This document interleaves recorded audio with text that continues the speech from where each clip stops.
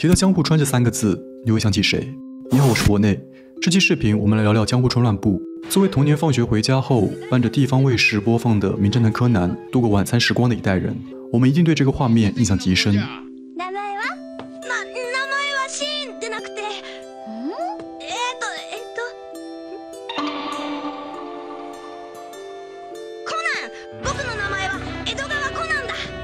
而江户川柯南这个名字，正包含着对本期视频讲述的作家江户川乱步的深深致敬。更为有趣的是，江户川乱步这个名字同样也是出于致敬，它取自现代推理小说鼻祖之一埃德加·艾伦坡的片假名发音。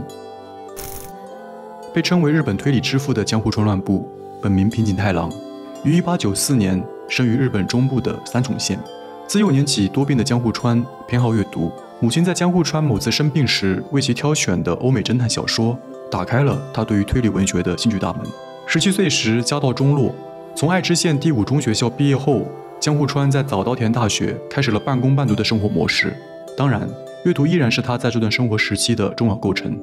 成为推理作家的梦想并未被困苦的生活燃尽。江户川蓝风，这是他早先使用的笔名，但以这个名字写就的《舌头的秘密》投稿后却毫无回音。直到1923年，一篇名为《2分铜币》的小说得到了《新青年》杂志主编的赏识，并在杂志顺利发表。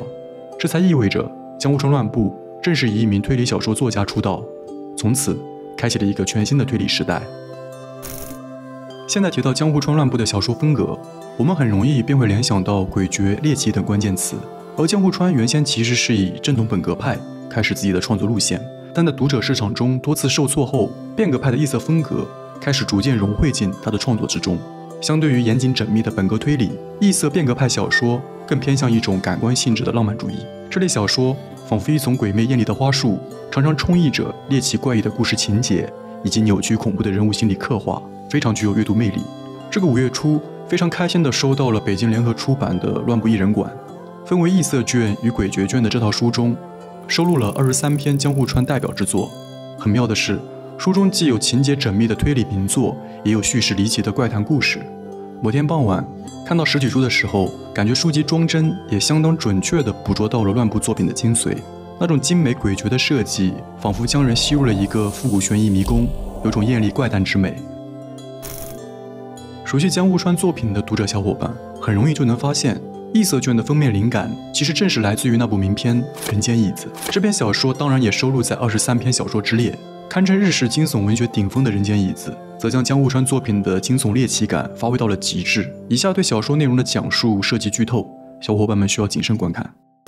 故事以一封匿名的来信作为开端，一位外貌姣好的作家佳子常常收到许多人慕名寄来的信件，有些是明信片，有些则是投稿的作品。这天清早，佳子打开的一封厚厚稿件，其中的内容却令他毛骨悚然。这是来自一位平凡的，甚至有些面目丑陋的木匠的自白信。渴望爱情但却始终求而不得的木匠，常常陷入虚无愁苦。他能体会到的不多的心灵慰藉，则是来自于完成一把精美椅子后的成就感，以及沉溺于这把椅子会被美丽女士或高贵绅士坐着的想象。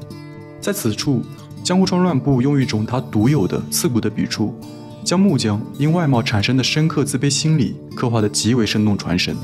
读这些文字的时候，我们似乎可以将那种平凡直人内心的暗流涌动看得格外清晰。若有富贵的出身，我可能会有钱玩各种游戏，忘掉丑陋带来的哀伤；若有更高的艺术天赋，我可能会写出优美的诗，忘掉人间的枯燥无味。可我没有半点天赋，我的父亲只是个卑微的木匠，我只能子承父业，靠打造家具养活自己，真是悲哀。我这个又穷又丑的木匠，在想象中变成了坐在自己亲手打造的豪华椅子上的翩翩公子，时常会有美丽的姑娘温顺地坐在我身旁，带着羞涩的笑容听我讲话，有时还会握着我的手，说着甜蜜的情话。但是之后，虚幻的想象逐渐无法充填他内心的失落。当来自外市的一家酒店的扶手皮椅订单到来时，某个无比荒谬的想法，某句宛如魔鬼诱惑般的低语，在他脑中生发，藏入椅子中，让自己成为椅子的一部分。手艺高超的他很快完成了对于椅子的改造。为了方便在椅子里生活，我在皮革的一端留了缝隙，便于呼吸、听声。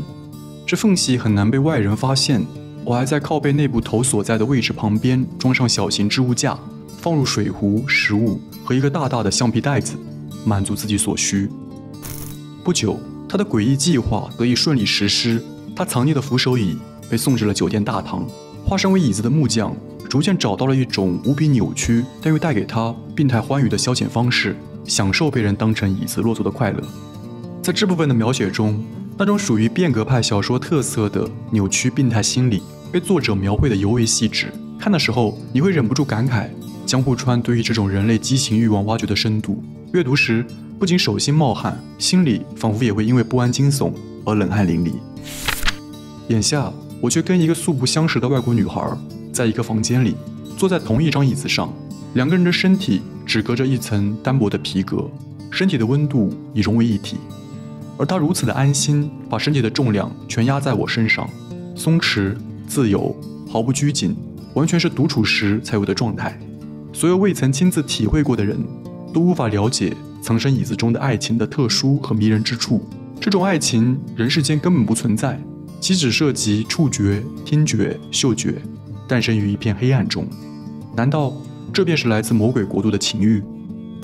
之后来到这份自白的后段，故事也发展至情节高潮。数月后，酒店被转让，木匠随同椅子被拍卖，最后来到了一位买主家中。美丽的女主人使用这把椅子的频率更高，在日复一日所谓的亲密接触中，藏匿的木匠对女主人产生了异常炽烈的情感，甚至希望通过自己对女主人身体更加温柔的承接，令她爱上自己。来到信的最后，我们几乎已能猜到这份自白的结局。那位女主人正是读着这封信的作家佳子，而那位从椅子中溜出的木匠写了这份自白，正等在住处附近，希望能与佳子见面。当佳子陷入某种近乎作呕的恐惧中时，小说又出现了一个反转式的收尾。